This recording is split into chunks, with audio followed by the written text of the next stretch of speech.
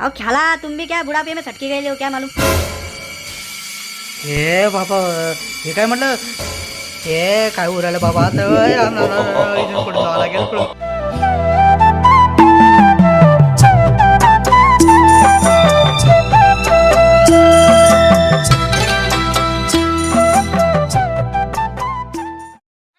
म्हटलं द्या ना चंद्रम भाऊ, आवाज द्या लवकर.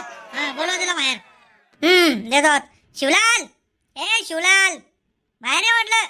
शिवलाल म्हटलं ते बाहेर बघा ना कोण येते. आवाज देऊ राहिले केव्हापासून. धक्का म्हणे म्हटलं तुम्ही बाहेर.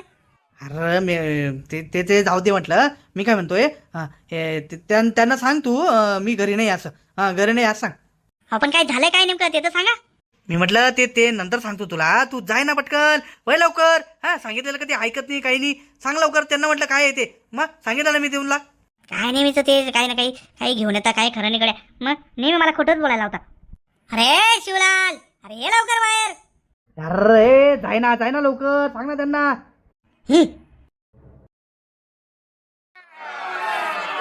अरे ना म्हटलं ते शिवलाल कुठे गेला. ते आता तर घरी नाहीये, ते तर बाहेर गेले. म्हटलं खोटं बोलू नका, घरीच होते ते. या जगण्याने पाहिले का रे, जगण्या घरी होते ना रे. हो हो, मग मी स्वतःच्या डोळ्यात बघितलं. म्हटलं घरी होते ते. हे मावशी कुठे बोलताय. अहो खोटं कशाला बोलू म्हटलं, मी खरं सांगते ना, घरी नाही येते. असं घरी नाही असं. चला म्हटलं मग घरची तलाशी घेऊन घेऊ. का हो शांताराम भाऊ, काय म्हणता. हो मग म्हटलं खरं सांगते म्हटलं, मी घरात नाही ना ते. हो ना, मग तेच बघतोय मी, घरात आहे का नाही. लारे जगण्या तुम्ही इथंच थांबा. इथं बघा ते शिवलाल भाऊ येता का काय. सम्या बुड्या तुम्ही मागून जा रे. आणि संतने तुम्ही मायाबरोबर या फक्त. आणि मी आणि चंद्रम भाऊ तुम्ही चलाव. मी सांगते ना घरात कोण नाही म्हटलं ते, तरी पण तेच मी म्हटलं ही काय जबरदस्ती लावली म्हटलं. सांगितलं समजत नाही का, घरात कोणी नाही म्हटलं ते. सनसनी या स्टोर रूम मध्ये कोण आहे बघा वर लवकर. Yes boss. म्हटलं चंद्रम भाऊ चला म्हटलं आपण बेडरूम मध्ये जाऊन बघू. मी म्हटलं मी पोलीस केस करेन म्हटलं. तुम्ही असे जबरदस्ती कोणाच्या घरात नाही जाऊ शकत. मला घरात कोणीच नाही रे खरंच. मी तर बोलले ते तुम्हाला आधीच. मग घरात कोणीच नाही, काही नाही. मग उगाच काही आणि काय नेमकं झालं काय म्हटलं. तुम्ही सांगत पण नाही काय झालंय, काही नाही. ते सांगू म्हटलं आम्ही कशासाठी आलो, काय आलो. नेमकं काय झालं ते. पण हे कोण आहे म्हटलं, मग घरात कोण नाही ते हे कोण आहे. ते ना काय करी ना, कोण आले म्हटले. सांग त्यांना. शिवलालची बहीण आली असं. शिवलाल भाऊची बहीण. काही येड्यात काढताय का काय म्हटलं. शिवलाल भाऊला बहीण तरी आहे का. त्यांना बहीण नाहीये. अहो मानलेली बहीण आहे. दरवर्षी येत राहते ना. यावेळेस पण आली आहे मानलेली बहीण. शिवलाल तर कधी काही बोलला नाही आम्हाला. म्हटलं बाई इकडं बघता का जरा. मेल्या, तुझ्या घरी काय आई बहीण नाही का. कोणाला पण म्हणे इकडे बघता का तिकडे बघता का. लाज नाही वाटत का. असं अर्थ नव्हता माझा. काही नाही. बसा तुम्ही बसा. ए बाबा चल म्हटलं, मार खायचे धंदे करतो काय. जाऊ दे चल. शांताराम भाऊ शिवलाल इथंच ये म्हटलं. तुला काही एकदा सांगितलं समजत नाही वाटतं बरं का. पोलिसांनाच बोलवते म्हटलं मी. थांब तू पोलिसांनाच बोलवते. अरे म्या जाऊ दे म्हटलं, नको ते रिकामे कोटाने व्हायचे विनाकारण. चल लवकर चल. कितने दिन तक छुपेगा शिवलाल. औरत के पीछे खड़े रह के कितने दिन छुपेगा तू. एक ना एक दिवस येशीलच म्हटलं, तेव्हा बघतो ना तुला. गेले म्हणतात ते. गेले का. बरं झालं रिकाम्या डोक्याला ताण करत होते विनाकारण. काय हो मग गेले हे गेले दुसरे येतील. काय बोल राहिली तू. म्हटलं का डोकं बिकट ठिकाणावर आहे का नाही. हो म्हटलं मी मॅड झाले, पण तुम्हाला काय झालं. तुम्ही तर आहेत ना शाबूत. मग काय कांड केलं म्हटलं. आता काय नुसत्या उचापत्या करत राहता दिवसभर काही ना काही. दर 2 दिवसाआड 3 दिवसाआड काही ना काही राहतच त्यांचं.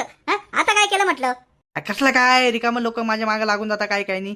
मग लोकांना काय चांगलं होईल सण होत जात नाही तर मी काय करणार तिथं. मग आपलं चांगलं बघवत नाही ना लोकांना. हो का.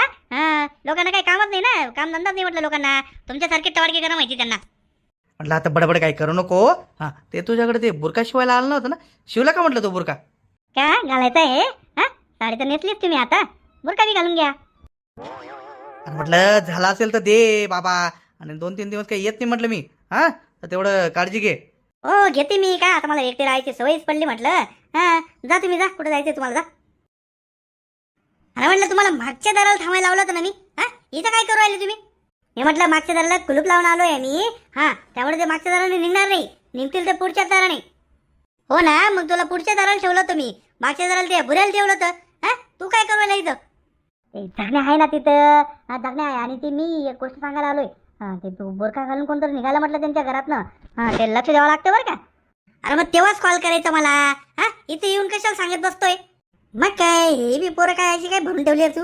हा म्हणे सीआयडी गँग, एक काम दडवत नाही यांच्याकडनं. तुम्ही शांत बसा हो. अरे ते बुरखावाली एवढे पटापट येत होती की फोन लावायला टाइमच नाही भेटला ना. त्यांच्या मागे आलो मी, आणि मध्येच कुठेतरी रस्त्यात चुकलो. हा असं झालं. हे वय कुठतरी हे ते बुरखावाली कोणतरी आहे बघा. म्हटलं कोण आहे म्हटलं तिथं थांबा. गेलो म्हटलं, आता आपलं भांडत सुटतं. म्हटलं कोण आहे? हा काय म्हटलं ते चेहरा बिरा दाखवा, कोण आहे ते? अरे ओ खाला, अरे कब से तुम्हारा इंतजार कर रहा मैं. आओ इधर. तुम भी क्या यार, उम्र हो गई तुम्हारी. कौन खाला? अरे यश ना भाई, ये मेरी खाला है. हाँ अब खाला, कितनी बार तुम घर पे आ गई हो? हाँ तुमको कितनी बार बोला है मैंने, रिक्शा स्टॉप पे सीधा घर पे आने का. तुम पूरा गांव टहल के आती हो. अरे तुम्हारी खाला है क्या? हमें लगा कोई दूसरा और है. हाँ हमारे गांव में तो कोई बुरका पहन के चलता नहीं ना, इसलिए. हाँ काही नाही, माझी मावशी येते. हाँ चलो खाला, चलो घर चलो. वाचलो बाबा. अब खाला तुम भी क्या बुढ़ापे में सटके गए हो क्या मालूम. हाँ अपना घर उधर है खाला, इधर नहीं है ना. अरे शिवलाल तू, अरे काय पागल बिगल झाला काय? हा ते बुरका घालून का फिरवायला म्हटलं? याला मला वाटलं माझी खाला आली का काय. हे अरे बाबा, हळू बोल रे बाबा, हळू बोल म्हटलं. हा तुला सगळं सांगतो मी. हा फक्त तू एक काम कर आता, हे कोणाला सांगू नको म्हटलं. हा मी इकडे आलोय का काय ते, बरं का. अरे काय शिवलाल तू, हा नेहमीच काही ना काही उचापता करत राहतो बाबा. मग आता काय केलं म्हटलं तू? अरे काय काहीच नाही केलं मी. हा हे बघ, मी हे सगळं निस्तारल्यानंतर ना तुला 5,000 रुपये देईन, बरं का. ऐक म्हटलं, माझं 5,000 रुपये देईन, पण हे कोणाला सांगू नको. हा चायला आता ठीक आहे, चला आता तू 5,000 रुपये देतो म्हटलं. ठीक आहे, काय कोणाला सांगत नाही म्हटलं मी. हा जाय तू जाय. हे बाबा फक्त एक काम कर ना मग माझं, आता 5,000 रुपये देतो मी तुला. हां ते फक्त रात्रीच्या जेवणाची सोय कर म्हटलं. हां माझ्या घरीच आहे, आणि रात्री माया करून डबा घेऊन येत जाय फक्त. हां त्या मायला म्हणजे केलं का, मला नोकर केलं का? हां आता का ते तेवढं धंदे का म्हटलं मला. अरे ऐक ना, 5,000 रुपये देतोय म्हटलं मी. मग एक काम कर, 5 नाही आता 7,000 रुपये घेऊन टाक माझ्याकडनं. हां 7,000 रुपये देतो म्हटलं तुला, कोणाला सांगू नको. आणि ते जेवणाचे कर ना, काहीतरी सोय करा. ठीक आहे. हां जेवणाची सोय करतो म्हटलं, घरून डबा आणेल मी तुझ्या. हां ठीक आहे, पण म्हटलं आणू कुठं आता, नेमका डबा कुठं आणू? हां त्या नानू बाबाच्या शेतात आण ना मग. हां तिथं आण डबा वगैरे, आण मस्तपैकी. तिथं त्यांचं आहे छोटीशी झोपडी वगैरे, कोणी राहत नाही तिकडे. हां तिकडे आण, 2-4 दिवस राहतो, आणि मग येतो म्हटलं गावात. हां तोपर्यंत यांचा राग पण शांत होऊन जाईल. आणशील ना? हां ठीक आहे आणेल मी. हां पण मग मला रोकडा 7,000 रुपये पाहिजे बरं का. हां रोकडा 7,000 रुपये.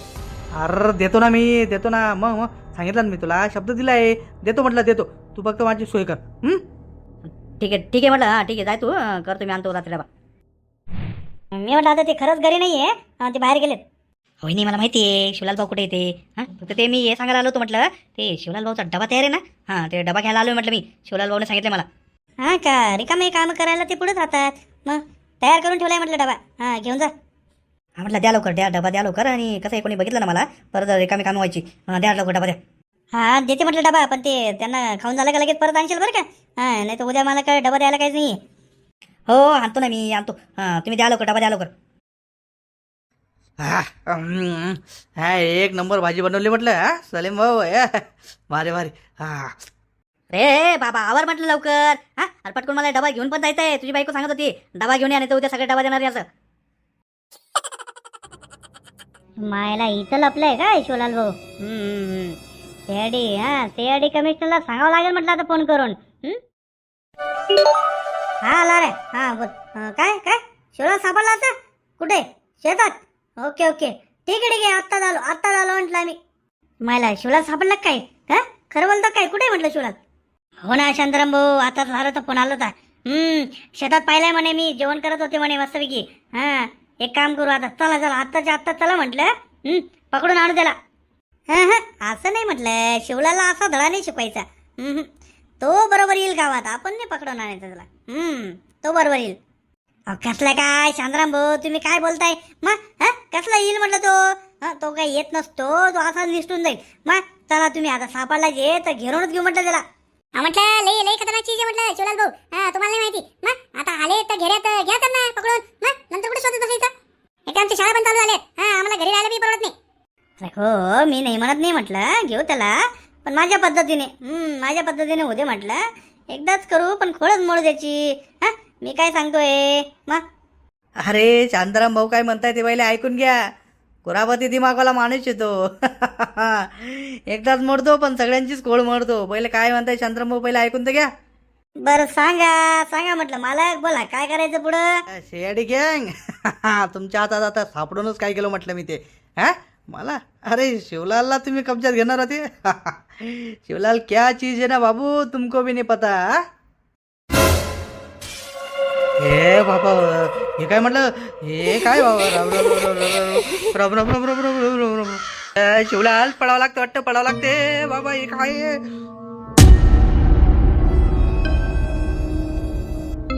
लाड्या आला काय म्हटलं आला का तो हा आलाय बरं का हा मी सांगेल ना तेव्हा सोडा बरं का खाली हा ये भाऊ आला सोड हे काय उरायला बाबा तर राम राम राम राम इथून पडून जावं लागेल गावात जावं लागेल राम राम राम राम राम राम राम राम राम राम राम.